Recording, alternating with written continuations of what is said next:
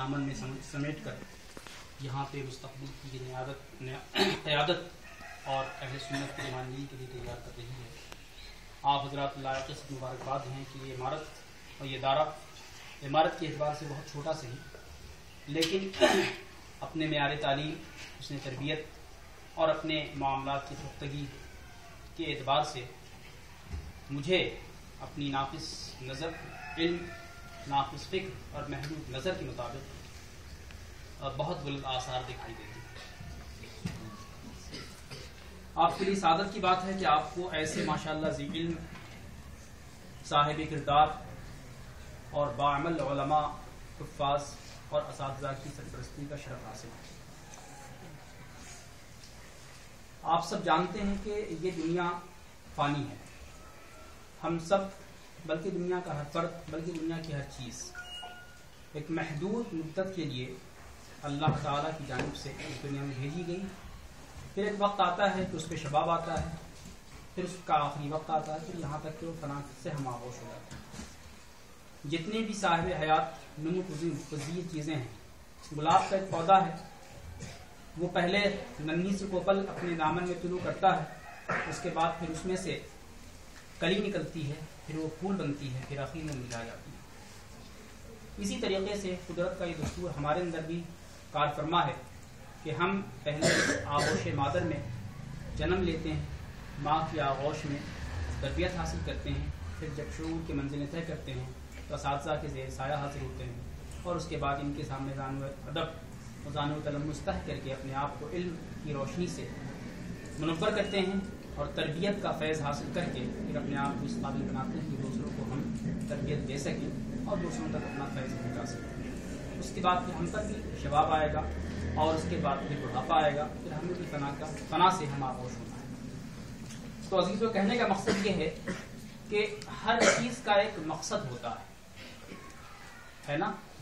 جیسے تاجر ایک تجارت کرتا ہے تو اس کا مقصد کیا ہے کہ زیادہ سے زیادہ مال سمیٹ سکے، اپنا پروڈکشن، اپنی مصنوعات کو بازار میں پھیلا سکے اور اپنے آپ کو دنیا میں نمایاں اور ممتاز کر سکے، اور اپنے اس کے جائز مقاصد ہیں وہ ان کو آسانی سے اور کامیابی کے ساتھ پورا کر سکے. ایک زراعت پسند، زراعت پیشہ انسان ہوتا ہے جو کھیتیاں کرتا ہے، وہ بیج ڈالتا ہے اس امید پر کہ اللہ تعالیٰ کے فضل و کرم سے بارش ہوئی یا ہم نے اسے پانی سے سینچا اور سیراب کیا تو اس میں کل پودے اگیں گے اور اس میں کھیتیاں لہلہائیں گی اور پھر ہمیں اس سے پھل حاصل ہوں گے اور ہمیں اس سے اناج حاصل ہوگا، جس سے ہم اپنی ضرورتیں زندگی پوری کر سکیں گے اور دوسروں کو بھی وہ چیزیں ہم فراہم کر سکیں گے. تو آپ بھی جب یہاں حاضر ہیں تو آپ کا بھی یہاں حاضر ہونے کا مقصد ہے.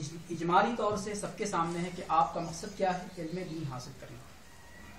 آج کا جو نظریہ ہے تعلیم کا وہ یہ ہے کہ تعلیم برائے معاش، یعنی وہ تعلیم، وہ پیشہ، وہ کورس اور وہ منصب زیادہ فروغ حاصل کرتا ہے دنیا میں جو زیادہ سے زیادہ مال کما سکے، مال کمانے کا ذریعہ بن سکے. لیکن یہ دور حاضر کا تھوپا گیا غیر مسلموں، خاص طور سے انگریزوں کا نظریہ تعلیم ہے. اسلام کا اور جو فطرت کا نظریہ تعلیم ہے وہ یہ ہے کہ تعلیم برائے تربیت نفس اور حصول آخرت. تعلیم کا مقصد یہ ہے کہ پہلے، سب سے پہلے تعلیم نور ہے. العلم نور آپ نے پڑھا ہے نا، سنا بھی ہے کہ علم ایک روشنی ہے. آدمی جب تک علم سے محروم رہتا ہے وہ اندھیرے میں رہتا ہے، تاریکی میں رہتا ہے. جب علم سے اس کا سینہ جگمگا اٹھتا ہے اس کا پورا وجود ایک اجالے میں آ جاتا ہے. پھر جب وہ جس سمت جاتا ہے تو وہ تاریکیوں کے نشان کو مٹاتا جاتا ہے اور اجالے تقسیم کرتا ہوا آگے بڑھتا چلا جاتا ہے. تو تعلیم کا مقصد یہ ہے کہ سب سے پہلے ہم اپنے آپ کو آراستہ کریں، اپنے آپ کو منور کریں. جہالت تاریکی ہے اور علم نور ہے. تو ہم تعلیم اس لیے حاصل کرتے ہیں کہ جہالت کے اندھیرے سے نجات حاصل کر کے اپنے آپ کو ہم منور کر سکیں، اپنے دل کو روشن کر سکیں. اور خاص طور سے علم دین کا مقصد کیا ہے کہ آپ نے واجب کلمہ تلاوت بھی کی ہے اور سنی بھی ہے کہ وما خلقت الجن والانس الا لیعبدون، کہ ہم نے انسان و جنات کو اپنی عبادت کے لیے پیدا کیا.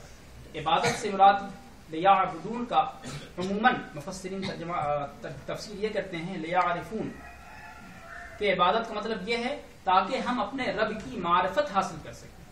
تو تو ہمارا مقصد حیات ہی یہی ہے کہ دنیا میں اللہ نے ہمیں اس لیے مبعوث فرمایا. حدیث قدسی میں ہے کہ میں کنت کنزا مخفیہ، کہ میں ایک پوشیدہ خزانہ تھا. فعرفت فاحببت ان اعرف، تو پھر مجھے یہ پسند ہوا کہ مجھے پہچانا جائے. فخلقت الخلق، تو پھر میں نے ساری مخلوق کو پیدا کیا. تو اس ساری کائنات کے کارخانے کی تجلی اسی لیے ہے کہ آپ ساری کائنات کے ذریعے سے اللہ کے وجود کو پہچان سکیں. تو عرفان رب کب حاصل ہوگا؟ عرفان رب یہ نور کی اعلیٰ منزل ہے کہ جب دل میں نور کا سب سے زیادہ حصہ آ جاتا ہے تب جا کر کے عرفان رب کا تھوڑا حصہ حاصل ہوتا ہے. تو عرفان رب کے لیے نور چاہیے، نورانی دل چاہیے، اور نور حاصل کرنے کے لیے آپ کو ضروری ہے کہ علم حاصل کریں. تو آپ کے یہاں آنے کا مقصد یہ ہے کہ پہلے آپ عرفان رب حاصل کریں. اور عرفان رب حاصل کب ہوگا؟ من عرف نفسہ فقط عرف ربہ، کہ جس نے اپنے آپ، اپنے نفس کا، اپنی ذات کا، اپنے وجود کا عرفان حاصل کیا، اسے ہی اپنے رب کا عرفان حاصل ہوگا. تو یہ باتیں آپ میں بہت سے بچے ہیں، ان کو ہو سکتا ہے کہ کچھ بالا بات معلوم ہو. مقصد یہ ہے کہ ہر چیز سے اللہ کی وحدانیت، اللہ کے وجود کا ہمیں احساس ہو سکے اور ہم اس کا ادراک کر سکیں کہ ساری دنیا میں اللہ کے کرم کی کرم فرمائی ہے اور ہر جگہ ہر ذرہ اسی کے وجود کا احساس دلاتا ہے. جب ہمارے اندر یہ احساس بیدار ہو جائے گا تو ہم سمجھ لیں گے کہ ہمارا مقصد تخلیق، ہمارا مقصد تعلیم کچھ نہ کچھ پورا ہونے لگا ہے. تو مقصد یہ ہے، باتیں بہت سی ہیں، وقت کم ہے. مقصد یہ ہے کہ آدمی، ہر چیز کا ایک مقصد ہوتا ہے. تو آپ کا بھی ایک مقصد ہے، وہ کیا ہے کہ علم کا حصول برائے تربیت نفس، برائے تربیت تصفیہ باطن اور برائے عرفان رب. یعنی اپنے آپ کو آپ تاریکی کے اندھیروں سے نجات دلا کر کے علم کی روشنی میں لائیں. اپنے آپ کو آپ آراستہ کریں. کیسے آراستہ کریں؟ اللہ اس کے رسول کے فرامین پہ عمل کرتے، اور اس کے بعد پھر آپ اللہ تعالیٰ کے وجود کا احساس کریں، اس کا عرفان حاصل کریں، اس کا قرب حاصل کریں. جب آپ کو اللہ کا قرب حاصل ہو جائے گا پھر آپ جدھر جائیں گے تو آپ کا ہر قدم شاہراہ ہدایت شروع ہوگا.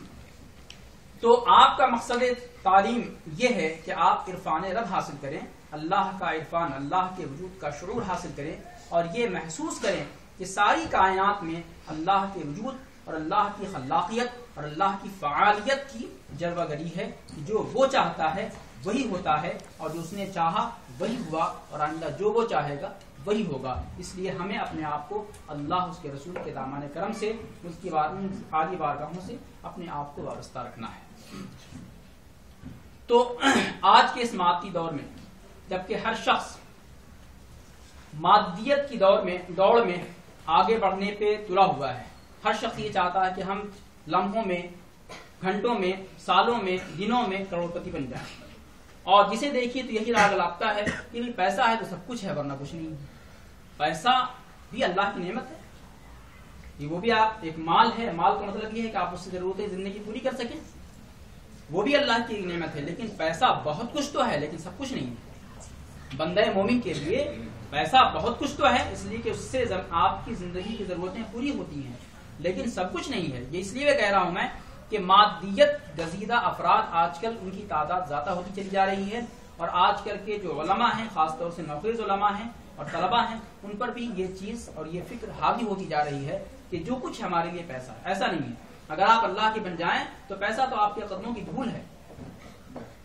پیسہ آپ کے لیے کچھ نہیں ہے. آپ نے کبھی کسی مولوی کو، کسی عالم کو، کسی حافظ کو آپ نے دستے سوال دراز کرتے ہوئے نہیں دیکھا ہوگا، کسی کو بھیک مانگتے ہوئے نہیں دیکھا ہوگا.